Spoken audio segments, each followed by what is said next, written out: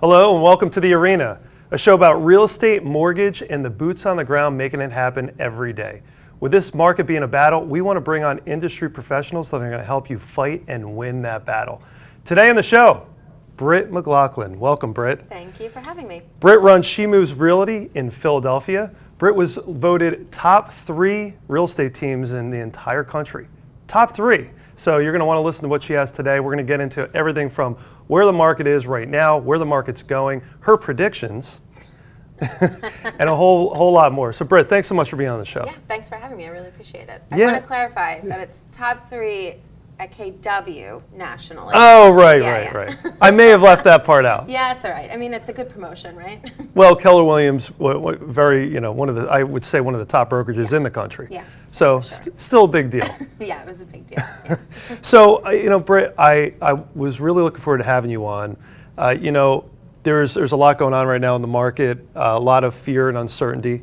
And, coming from a background in real estate, I just wanted to hear kind of what made you get into the industry and the approach that you're taking to running your team and how you're kind of guiding your clients. Yeah, so, gosh, I guess it's a long, windy story on how I got involved in real estate. We have time. But I think the catalyst, well, one, my parents are in the industry. My mom was a realtor all growing up, and my dad's a residential builder, high-end residential builder in Bucks County. So I either spent the weekends looking at houses with my mom, doing open houses, or on the job site with my dad. So that was kind of built into me. They also had a lot of investment properties, and I never lived in a finished house. So we were always working on houses, and it just was part of our DNA growing up. So why am I envisioning like young 8-year-old Britt like trying to sell houses at open houses? Yeah, selling houses and really just tagging along, asking a lot of dumb questions, and probably being the cute sidekick like my daughter is now.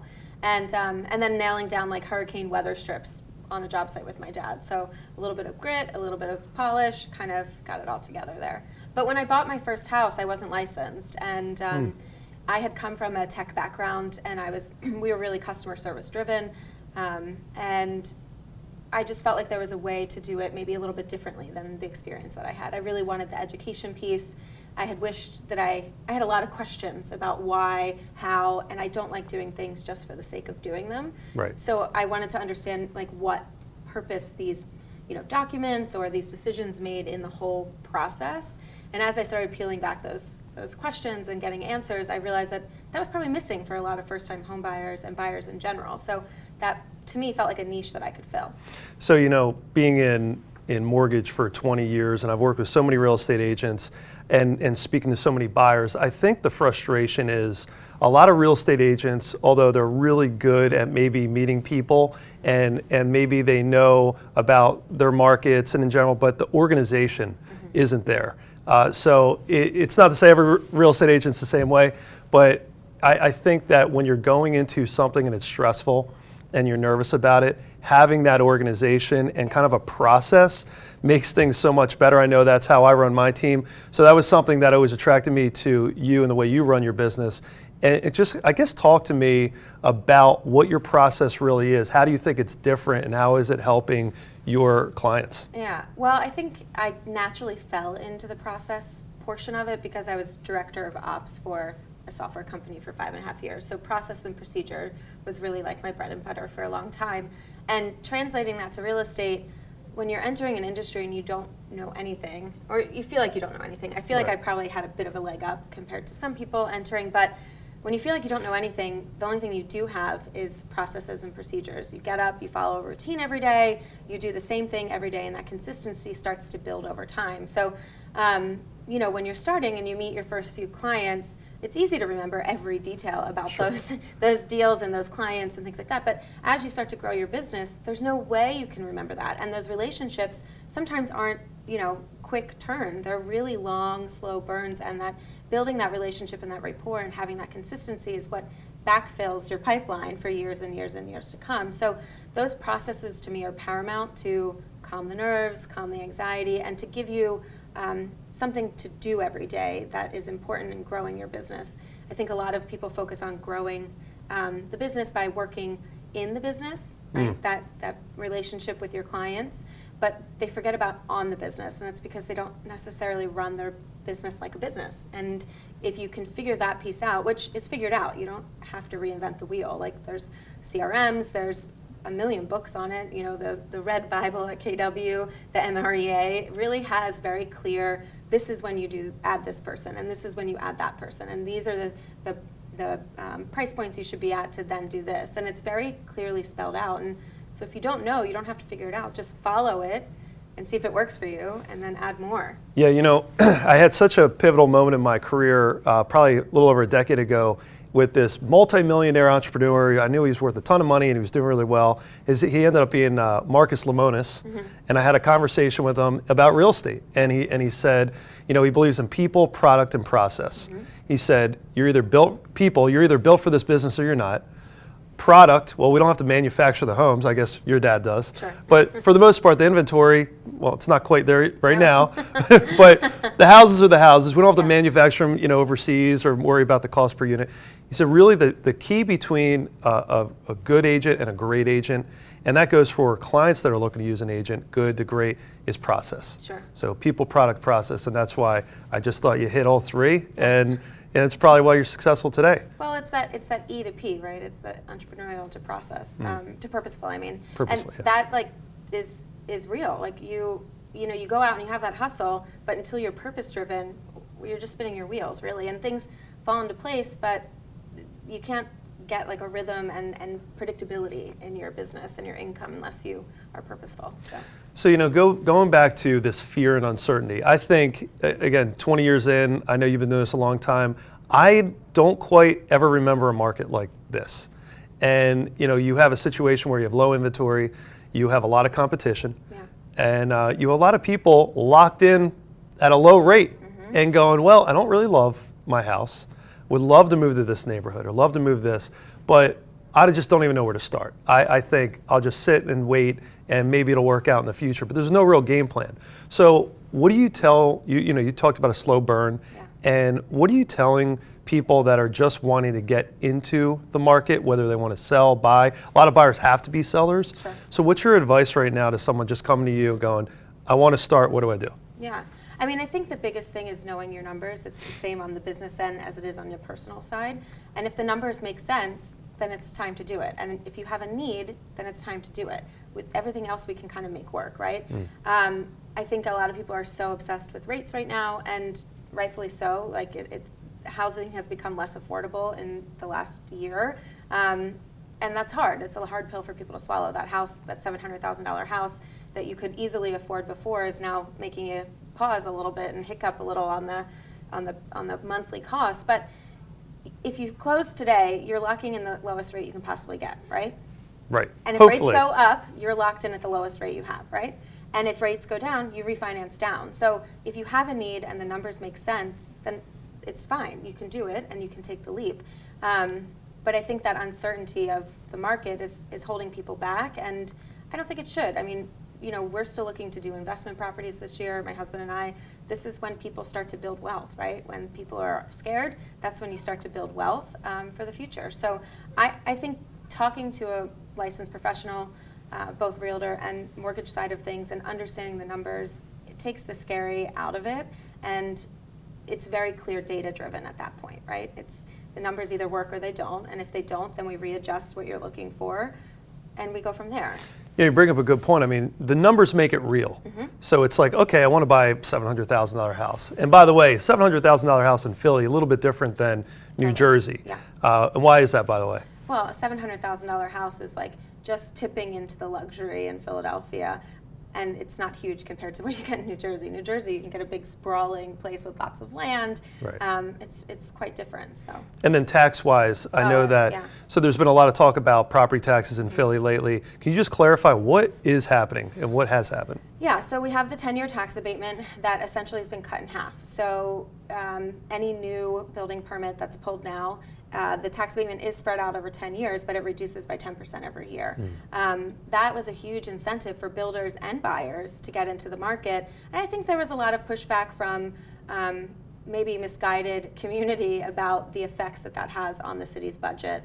They were so concerned about not collecting taxes on that one house for 10 years rather than thinking about the people that it brought into the city, the new jobs that it brought into the city, the additional school tax, and right, you're still paying taxes, just not on that property, this physical house, but the land you are. So it was a little bit misguided, and I think a lot of public push reduced it, and I think it's going to hurt us in the long run, honestly. I mean, I would argue that was the entire reason why we had such tremendous growth in the city was because of this abatement. And so even that being said, if I'm looking to buy and I want to buy new construction or newer construction, it seems that even with taxes where they are in the city, still going to be very it's going to pale in comparison to New Jersey. Sure.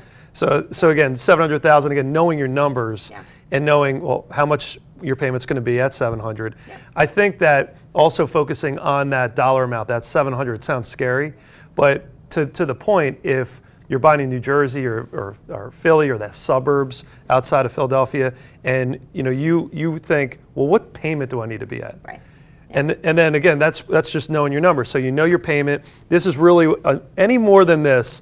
And I'm going to be kind of, struggling a little bit. Yeah. I might not be able to afford, my coffee every morning. I think the honesty of it too is as an agent, knowing where your clients are comfortable and uncomfortable, and not giving them the information so that they feel empowered to make their own decisions, but making sure it's data driven. So there's always going to be emotion, right? Unless you're an investor. Even investors get emotional sometimes, but at least they're a little bit more dialed into the numbers. When you're in residential, it's a lot of emotion. This is the place people see their kids growing up, or settling down, or right? There's a lot of emotion behind it. But if you can kind of step outside of your emotion and just look at the numbers and do the numbers work. And if they do, then are you emotionally driven to the house? Does the house answer everything you need? All of that. I think the numbers, for me, remove a lot of the anxiety, but also bring a lot of logic back into the decision making. And I love that. And speaking of logic, so if I'm a buyer and I need to sell, I think that there's a misconception that once you list your property, you're like getting kicked out in 30 days. No. So talk to me a little bit about what are some of the things that you could do to protect your clients, to give them time to sell, to structure an offer to buy, and then kind of how are you going in between and making sure you're structuring things correctly? Well, there's a few different ways to do it. It can be on the financing side of things, right? If they have enough equity, you could do things like a bridge loan or a HELOC to go buy that second house before you list the other one to sell. Again, it's all about your numbers, so you have to make sure you're not panicking about the payments and carrying multiple things. And you need to make sure you understand exactly what it's going to sell at and how long it's going to take, and be really dialed into those numbers. That's why a realtor who understands that is really important. And the other piece is that we can do things on the actual listing side of things. We can put a suitable housing clause on your listing. Basically, that just says that, hey, buyer, yes, you can buy my house, but I need to make sure I find something else first before we close on this one. And, I would say a year ago, people were putting everything on, waiving everything, and then sellers were getting all kinds of things that they wanted. Sure. That maybe isn't totally available now, but I think a suitable housing clause is still understandable as long as it's upfront and people know what to expect. You can really position the house and still in a great light and give the seller enough time to then go find something. So it seems like it's still very much a seller's market, and even though as a buyer you might have more competition, if you do have to sell, you still are in the driver's seat. So you can that's your area of strength, your flexibility. So you're saying you could build in these clauses that are going to be able to give you that flexibility on that side, and then on the buy side, we can worry about that. Knowing your numbers, getting a game plan together, and putting those offers in. So we're going to come right back with Britt. We're going to take a quick break, and then when we return, we're going to go over a couple of projects that she's working in, women in investing, and then also I'm going to have her get her crystal ball out. We'll be right back. Thanks so much.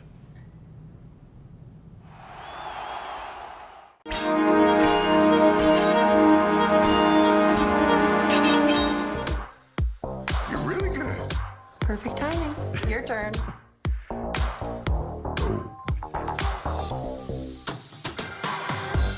Nintendo Switch. That's my way to play.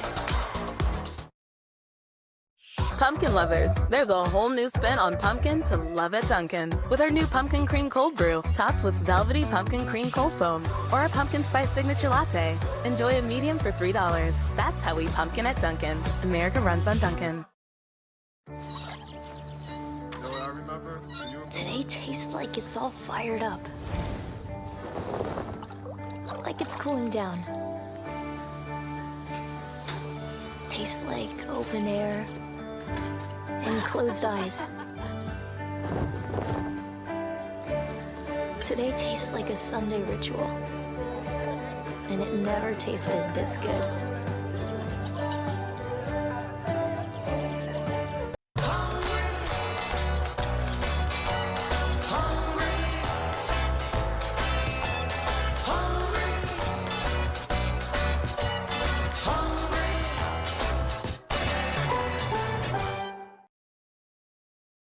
We're Dr. Mark and Liz from Marriage Matters, a show.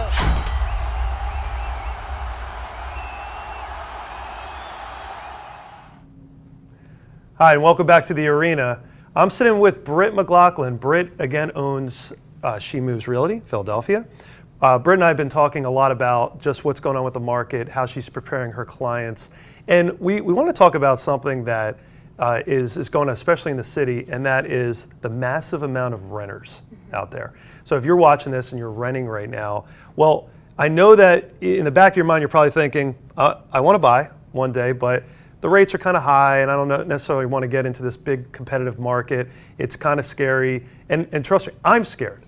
We're both scared, but we take a logical approach to it, and there's a process. We talked about process. So Britt, when you're talking to a renter, what are some of the things that you're discussing with them if they tell you, even if they have an inkling that they eventually want to buy?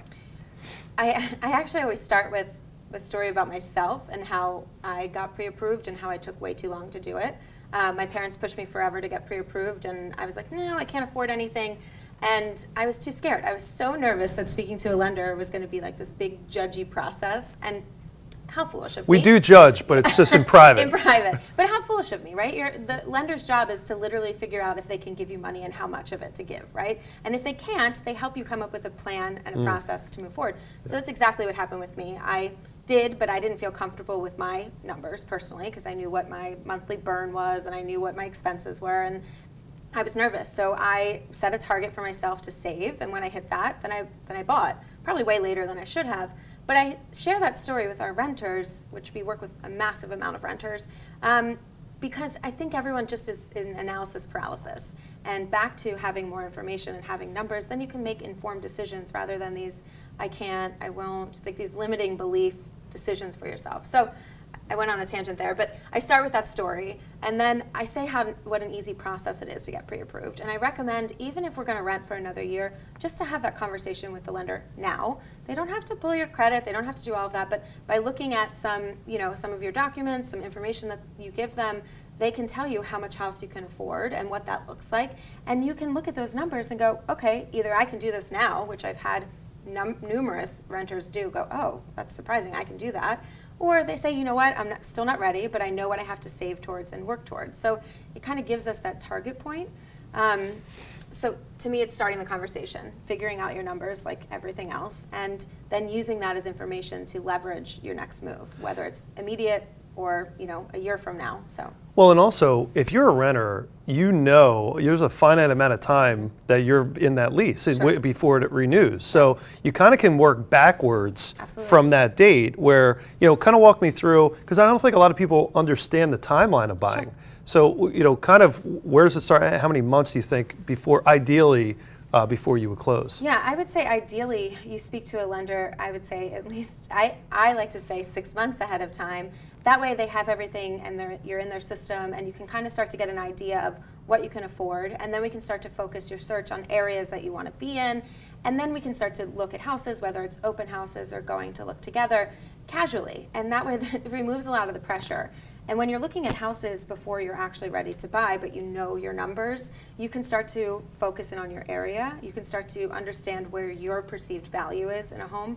Some people can tell me they want, the basics, beds, baths, square footage, natural light. But until you walk into a home, you don't actually know if it checks those boxes, the feeling part of it. So looking at those starts to get your attention focused, and you start to understand in photos a little bit better what that means to you. Is the kitchen more important than the bedroom space? And those little details start to add up. And then when you're actually ready to start searching, maybe 3 months before when you want to close heavily, we at least know what area you want to be in. You have a better idea of the value of the home and where you perceive your value to be. And we can really focus our search so when the right one pops up, we're ready to make an offer, not nervous and wait and miss our moment. Well, I'm going to tell you, and again, I run a team called Maximus Mortgage Advisors. My team works with Brittany's team. So the worst thing that I could hear from a buyer is we missed out on that perfect house because we weren't ready. Yeah.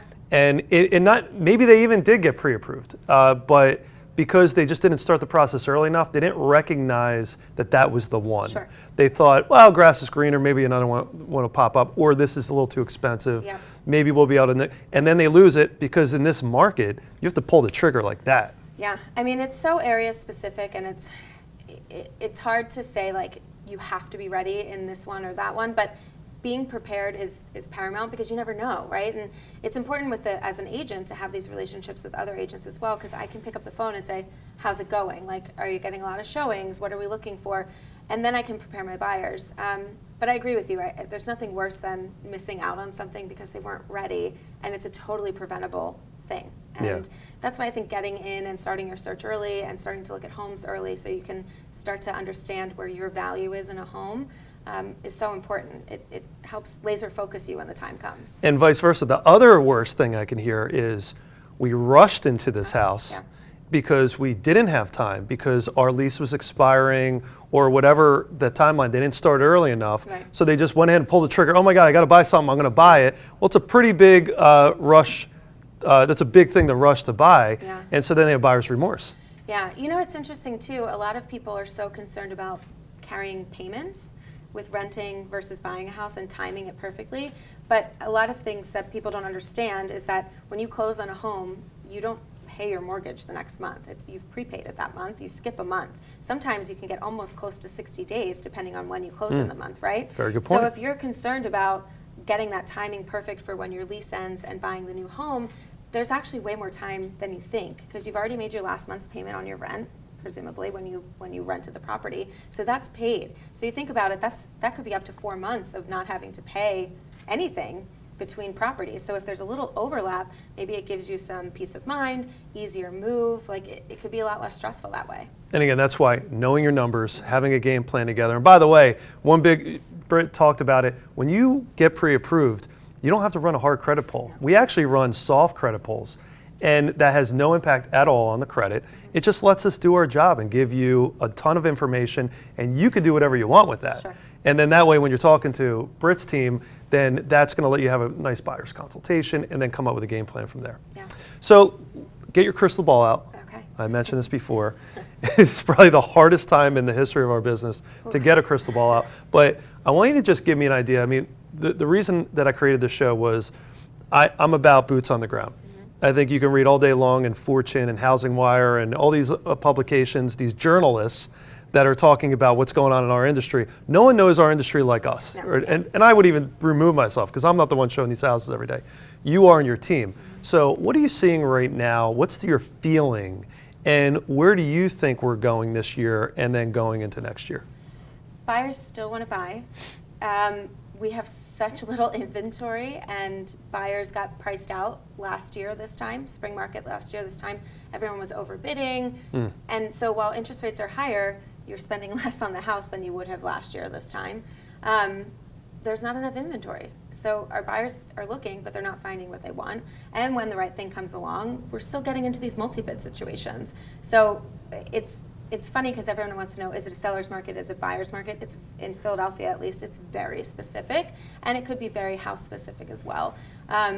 I don't see prices dropping out, on housing. I don't see people are talking about prices dropping 20, 30% on list price. I don't see that happening because there's just too much demand still. There's enough buyers pushing that the prices aren't going to bottom out. I do think that the initial sticker shock of that 7% interest rate, has kind of worn off a bit, and people are starting to take it as a little bit more palatable. And Well, we're lower now. we are lower. We're 699. We're No, I'm just kidding.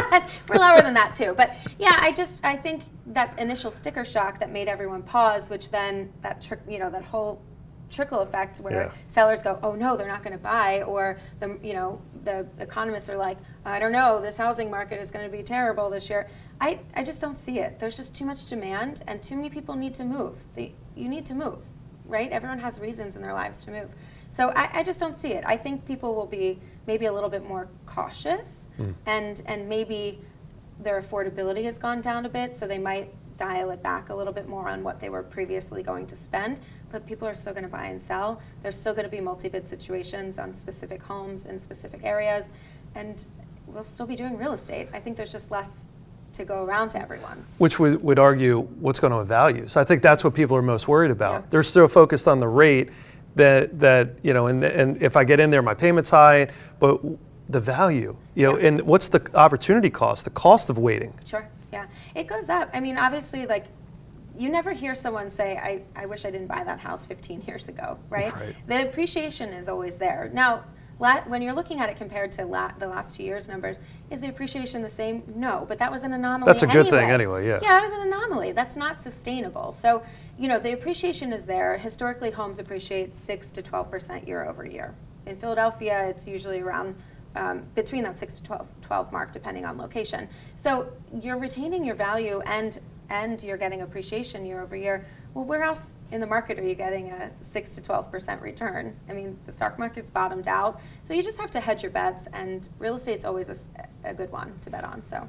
Well, I love it. And then I just wanted to wrap up. I know that you're speaking in a couple days, and of course, when this airs, this might have already passed. But if you are a woman in real estate or a woman looking to invest, I know that there's a lot more men in the investment world, and that you're speaking and you're an advocate for more women. I mean, your company is She Moves Realty. So talk to me a little bit about what you're doing, what this engagement is, and just in general, how you're that advocate for women. Yeah, well, it's Women's History Month, so there's been a lot of women's events, especially in the real estate world this month. I've been to quite a few already, and there's 2 I'm going to this week, including the one I'm speaking at. I think women are underestimated all the time, and because of that, I think there's a lot of limiting beliefs behind what we're capable of doing. Investing is just numbers, just like, obviously you can tell I'm very big on the numbers, but investing is just numbers. And when you have that data and you have that information, then you can't really make a bad decision, right? When you remove the emotion from the investing piece and you're really dialing into your numbers and they work, then you're safe. And that's it, right? So learning to remove those limiting beliefs and learning to invest in yourself first, to learn your numbers, to understand your value and your worth, then allows you to invest in other vehicles like real estate or stock market or whatever else you're interested in, backing businesses. And this event will be about multiple different avenues, not just real estate, for investing. And I think the biggest piece is just to start. Yeah. Just start. Action. Yeah. Imperfect action, I like to say. Yeah, just start. And I think it's also, you wouldn't want a trainer that's out of shape, right? You don't want to, if you're going to invest with a real estate agent, you don't want a real estate agent that isn't investing themselves. Right. And so I know that this is something that you're passionate about, that you and your husband do, and that you've been just in the world and just trying to navigate all aspects of it, not just first-time home buyers or second or third-time home buyers, but investments as well. Yeah. And just having that network in and around Philadelphia, that's really leading to some success here. Yeah, some. Well, Britt, thanks so much for coming on. Hey, if anyone wants to get a hold of you, what's the best way? Website, Instagram, what's your best way? Yeah, so She Moves Philly across the board. So shemovesphilly.com or She Moves Philly on Instagram. team@shemovesphilly.com is the best email to get us at as well. And what's your personal cell? No, I'm just kidding. We don't need 555, no. Well, thanks so much for coming on.